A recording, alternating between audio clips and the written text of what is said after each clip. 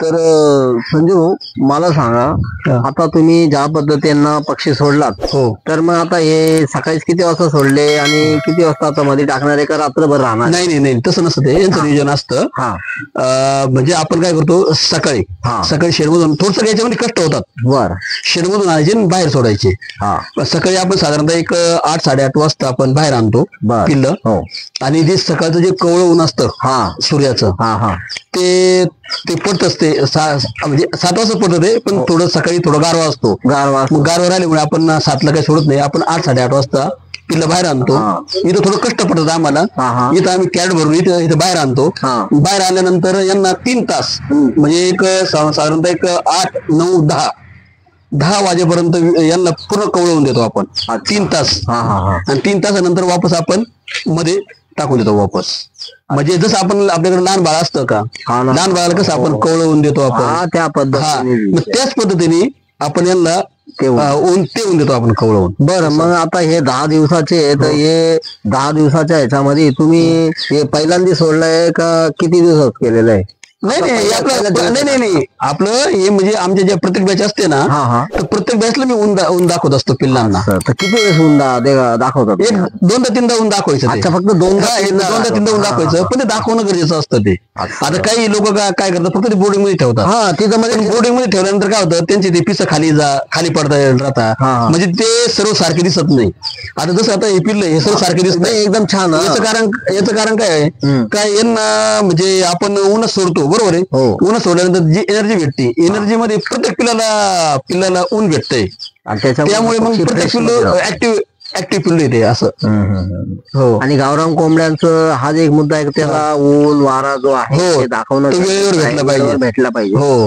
आणि त्याच्यानंतर ते मध्ये सोडल्यानंतर मग 2-3 दिवस टायमाला सोडायचं. म्हणजे आपण 3 तास सोडतो आपण पिल्लांना. जास्त कडक पण ऊन नाही पाहिजे यांना. अच्छा, जसं समजा दुपारी तुम्ही 12ला 2-3चं जर ऊन दाखवलं तर काय उपयोग नाही. मग जास्त कडक पण ऊन नाही, आपल्याला फक्त कवळं ऊनच दाखवणं गरजेचं असतं यांना. म्हणजे कवळून कसं असतं 8-9-10 वाजेपर्यंत असतं कवळून. त्यानंतर मग 11 वाजेपासून थोडस त्याचं टेम्परेचर वाढून जातं उन्हाचं. त्यामुळे मग आपण जास्त कडक उन्हामध्ये नाही ठेवत, फक्त सकाळी 1-2-3 तास आपण त्यांना सोडतो. बरं, धन्यवाद संजू भाऊ, आपण ही माहिती दिल्याबद्दल. कारण की ज्या पद्धतीने तुम्ही 10 दिवसात हा पक्षी याच्यामध्ये आता तुम्ही याचं पालन पोषण म्हटलं तर 2 टायमाला तुम्ही यांना औषध वगैरे दिलेले आहेत. अजून ह्याचे 2 डोस बाकी आहे. तर 2 डोस मध्ये 10 दिवसांमध्ये हा पक्षी एकदम निर्जीव, म्हणजे एकदम जसं की एकदम टिपला होतो. आणि आज जसं एकदम टवटवीत दिसतोय, जसं की फुलाला आपण खत पाणी घालतो त्याबद्दल फुलला जातो, त्या पद्धतीने तुम्ही पक्षीची तिची ठेप ठेवलेली आहे. त्याचं पालन पोषण, औषध पाण्याचं त्या पद्धतीने हे डेव्हलप केलेलं आहे. तर खूप धन्यवाद संजू भाऊ. आणि कमी पैशात तुम्ही हे आपली म्हणजे क्वालिटी अशी आहे का, आपले जो पण पिल्लं घेऊन जातात ना, तर दुसऱ्यांदा ते पिल्लं आपल्याकडे घेऊन जातात. कारण क्वालिटीच्या बाबतीत आपल्याकडे हे नाही, एक नंबरच क्वालिटी असते. जसं मी तुम्हाला अगोदर पण बोललो ना का, माझा एका महिन्याचा पिल्लू डायरेक्ट फ्री रेंज मध्ये सोडा, त्याचं कारण हेच आहे. आता हे बरेच लोकांना माहिती नाही का, पिल्लांना पण ऊन द्यावं लागतं. नाही ना, काय करतात, फक्त बोर्डिंग करतात, ऊन देतात.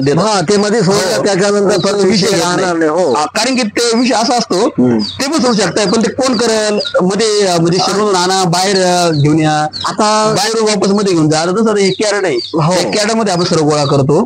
आणि इथून हे कॅरेट मधून सकाळी बाहेर आणायचे आणि 2-3 तास झाले वापस मध्ये घेऊन जायचे. फक्त थोडासा त्रास होतो, पण मग पिल्लं पण तसे बनतात आपल्याला. नाही, सर्वात महत्वाचं आपल्याला असं आहे का, हे जो पिल्लांचं जे ट्रान्सपोर्ट आहे हे आपण ट्रान्सपोर्ट करतो डायरेक्ट ऑल इंडिया. म्हणजे समजा कुठलाही बाहेर गावीचा म्हणजे फार्मर असो, म्हणजे कसं असतं, समजा नागपूरचा फार्मर आहे एखादा, किंवा बाहेर राज्यातला किंवा कर्नाटकचा एखादा फार्मर आहे, त्यांना जर पिल्लं पाहिजे असेल तर आपण रेल्वेने म्हणजे बाय ट्रेनने आपण पोस्ट करून देतो.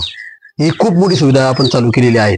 म्हणजे जो खर्च आहे, तुम्ही आता बागायचा समोरच्याला जो ऑर्डर समोरच्याला दिल्यानंतर मग तुम्ही माल का त्यांना घरपोच करून देता? नाही, घरपोच म्हणजे आता समजा तुम्ही आता समजा सोलापूरचे, बरोबर, तुम्ही आम्हाला बुकिंग दिली, बुक केले, बरोबर, बुक झाल्यानंतर तुम्ही जर बोलले आम्ही गाडी घेऊन येतो, तर तुम्हाला गाडी खर्च किती येणार आहे? कमी सोलापूर ते आज नाशिक जो काही बी झालं, एक 10-15 हजार रुपये तुम्हाला खर्च येणार आहे गाडी जर घेऊन आले तर पिल्लांसाठी, बरोबर. आणि त्यात विषय असा असतो का, पिल्लं घेण्यासाठी तुम्ही येणार, तुमचा वेळ जाणार, आणि त्यानंतर तुम्ही तो पिल्ल घेतल्यानंतर तुम्ही तिथं लेट पोहोचणार. कारण सोलापूर ते नाशिक म्हणजे खूप अंतर आहे. तुम्हाला काही वेळ झालं तर एक 10-12 घंटे लागणारच आहे. बरोबर की नाही? बरोबर. पण मग आपल्याकडे सुविधा अशी आहे का आपण तोच म्हणजे जे ट्रान्सपोर्टचं आहे तर आपण बाय ट्रेन का देतो कारण कमी वेळात जाते आपली पिल्लं. म्हणजे जसं आता तुम्हाला जर 12 घंटे लागत असेल तर आपले 6-7 घंट्यामध्ये ती तुम्हाला सोलापूरमध्ये पिल्लं भेटतात. आणि त्यानंतर जसं तुम्हाला 10-15 हजार रुपये खर्च येणार होता गाडीचा, तुम्हाला 2,000 रुपये डायरेक्ट सोलापूरमध्ये भेटताय ना. तिथून जर समजा सोलापूरवरून तुमचं 10-5 किलोमीटर जर गाव असेल तिथं तुम्ही येऊन घेऊन जाऊ शकताय. पण महत्वाची गोष्ट अशी आहे का नाशिक ते सोलापूर एवढं खूप मोठं अंतर आहे. लय मोठं ते अंतर तुमचं वाचून जातं ना. आणि पिल्ला आपली सिस्टीम अशी आहे का आमच्या ट्रान्सपोर्ट मध्ये एकही पिल्लू मरत नाही. सिस्टीम तशी केलेली आहे आम्ही.